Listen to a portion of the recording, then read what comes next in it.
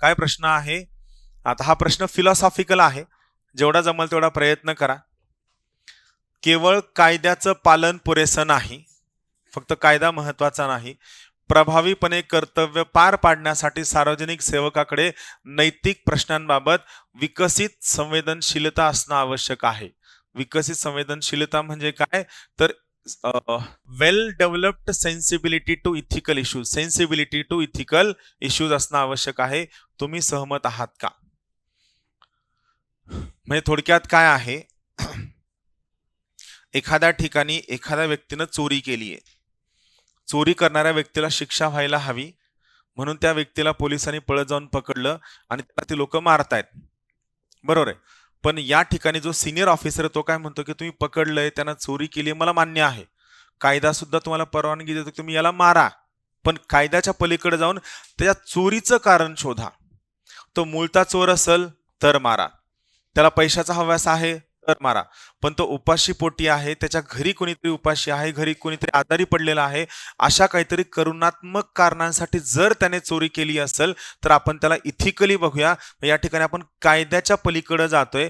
जेव्हा एखाद्या ठिकाणी विचार करताना, निर्णय घेत असताना, इमोशन्स एक्सप्रेस करत असताना आपण कायद्याच्या पलीकडे जाऊन नीतिशास्त्रातील मूल्यांचा विचार करतो, याला म्हणायचं well developed sensibility to ethical issues. म्हणजे तुम्ही ते जे नैतिक विषय त्यांना आपण काय करतो, त्या विषयांना नैतिक दृष्टीनं बघतोय, कायद्यानं बघत नाही. एक महत्वाचं वाक्य आहे, ethics goes beyond the law. नीतिशास्त्र कायद्याच्या पलीकडं जातं.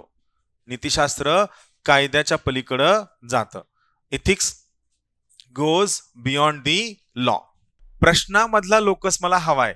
मला साधी गोष्ट सांगा, केवळ कायद्याचं पालन पुरेसं नाही, आपण कायद्याच्या पालनाबद्दल बोलतोय का? नाही. प्रभावीपणे कर्तव्य पार पाडणं, आपण कर्तव्य पार पाडण्याबद्दल बोलतोय का? नाही.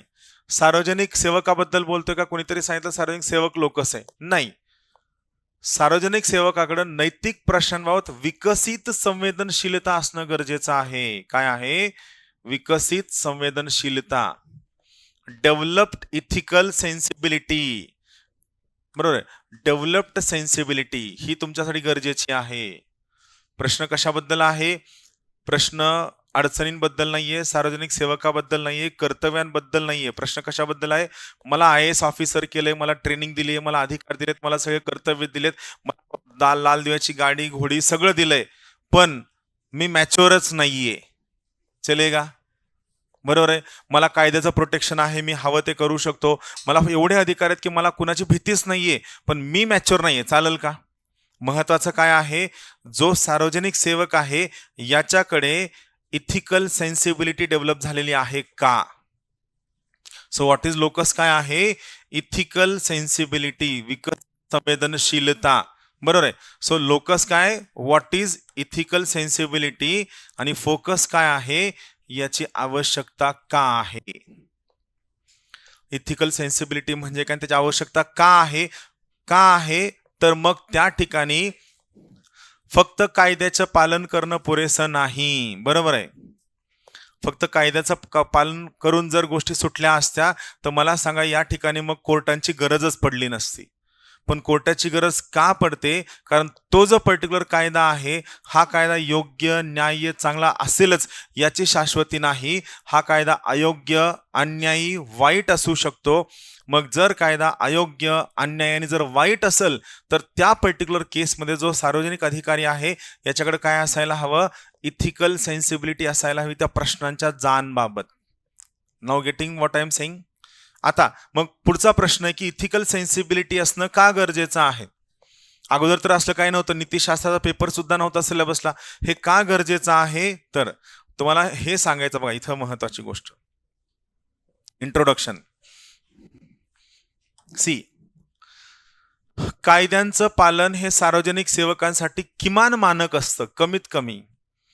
एखादा सिव्हिल सर्वंट कायदे फॉलो करतो, तो काहीतरी खूप मोठा दिवा लावतोय अशातला भाग नाहीये. एखादा सिव्हिल सर्वंट कायदा फॉलो करतो म्हणजे काय करतोय? तो त्याचं बेअर मिनिमम कर्तव्य पार पाडतोय. हे यामध्ये इथिक्स असं काही नाहीये. जेव्हा तो सिव्हिल सर्व्हिसेस जॉईन होतो त्याला नियम दिले जातात. All India services conduct rules, central services conduct rules, Maharashtra services conduct rules. So तुम्हाला जर ही सर्व्हिस हवी असेल तर तुम्ही हे सगळे कायदे नियम फॉलो करायला हवे, हे नॉर्मल स्टँडर्ड आहे, बरोबर आहे.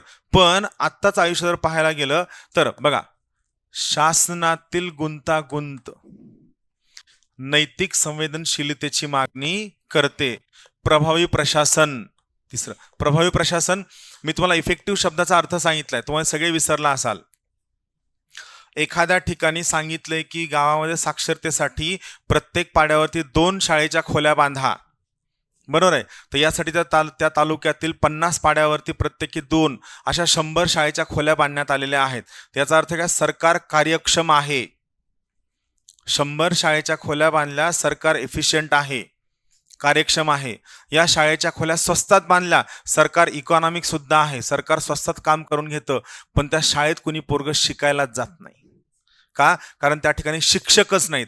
मग मला सांगा, 100 शाळेच्या खोल्या बांधणं हे कार्यक्षम आहे, इकॉनॉमिकल आहे, पण हे प्रभावी आहे का, नाहीये. 5:30 पासून तुम्ही या ठिकाणी बसलात, तुम्ही ऑनेस्ट आहात, प्रामाणिक आहात, मी प्रश्न कव्हर करण्याचा प्रयत्न केला, मी बाकी फॅकल्टी एवढा कार्यक्षम नसेलही पण प्रयत्न केला, सो मी 80% कार्यक्षम आहे. पण जर मला चांगलं शिकवता आलं नाही तर हे लेक्चर कसं आलं, today's lecture was very futile and ineffective. So प्रभावी शब्दाचा अर्थ कळला. जी स्कीम आपण बनवली आहे त्या स्कीमचा जर फायदा होत असेल तर त्याला प्रभावी म्हणायचं, अन्यथा ती गोष्ट कशी आहे, प्रभावी नाही. मग प्रभावी प्रशासनासाठी म्हणजे काय, प्रशासन जे धोरणं बनवतंय, कायदे बनवतंय, नियम बनवतंय, स्कीम बनवतंय, या स्कीमचा लोकांना फायदा होतोय का नाही. फक्त स्कीम बनवणं, धोरणं बनवणं, कायदे बनवणं, कमी वेळात बनवणं, कमी पैशात बनवणं हे गरजेचं नाहीये. एखादी स्कीम तुम्ही कमी पैशात बनवलीये पण त्याचा लोकांना फायदाच नाही, काय कामाचा आहे का, नाहीये. सगळ्या लोकांना तुम्ही घेताना गायी वाटत सुटलात, काय होईल, गायीच्या दुधाने तुमचं न्यूट्रिशन इम्प्रूव्ह होईल. पण त्या कम्युनिटीत असं असू शकतं की गायीचं दूध पिणं पाप मानलं जातं, गायीचं दूध तिच्या बछड्याचं, तुम्ही आम्हाला गायी द्या, आम्ही गायी सगळ्या सोडून देऊ. मग मला सांगा, तुमची स्कीम इकॉनॉमिकल आहे, इफिशियंट आहे, चांगली आहे, लोक कल्याणाची आहे, पण ती स्कीम प्रभावी झाली का, नाही. की स्कीम इनइफेक्टिव्ह झाली कारण एका पर्टिक्युलर कम्युनिटीमध्ये गायीचं दूध पिणं पाप मानलं जातं. Getting what I am saying. So प्रशासन प्रभावी असावं म्हणजे तुम्ही जी स्कीम करताय या स्कीम ज्यासाठी बनवत्या लोकांना फायदा व्हायला हवा. प्रभावी प्रशासनासाठी न्याय, करुणा सोबत सार्वजनिक कल्याणाचा संतुलित विचार आवश्यक असतो. यासाठी काय गरजेचं आहे, यासाठी विकसित संवेदनशीलता गरजेची आहे. हे तुमचं इंट्रोडक्शन. थोडक्यात काय, तुम्ही फक्त अधिकारी असणं, तुम्ही प्रामाणिक असणं, ऑनेस्ट असणं, तुम्ही कायदा पाळणारे असणं, हुशार असणं, जिद्दीवाले असणं, धैर्यवाले असणं सफिशियंट नाहीये. तुमच्या समोरच्या नैतिक प्रश्नांबाबत तुमची संवेदनशीलता काय आहे. पोलीस अधिकारी आहात, मालेगावमध्ये DYSP आहात आणि तुम्हाला कळतं की त्या ठिकाणी काहीतरी एखाद्या अत्यंत छान लहानशा चिमुरडीवरती काहीतरी अत्याचार झालाय आणि अत्याचार झाल्यानंतर मग तुम्ही त्या पर्टिक्युलर व्यक्तीला जेलमध्ये आणून त्या ठिकाणी तुम्ही त्याला चौकशी करता, बाबा तू केलंस का, खरंच केलंस का, तुझ्या वकिलाला बोलवू का. ही संवेदनशीलता नाही. बाहेर बसणारा क्राऊड त्या चोरासोबत तुम्हाला सुद्धा पोलीस स्टेशनमध्ये स्वाहा करल. संवेदनशीलता काय म्हणते की त्यानं केलंय, आपल्याला माहिती आहे, सिद्ध होणं बाकी आहे, पण तोपर्यंत आपण याला न विचारता आपलं FIR या पद्धतीनं लिहिणं की FIR योग्य पद्धतीने त्या ठिकाणी रन होऊन ते. तर मालेगावमध्ये तुम्ही त्या ठिकाणी कायदा फॉलो करताय.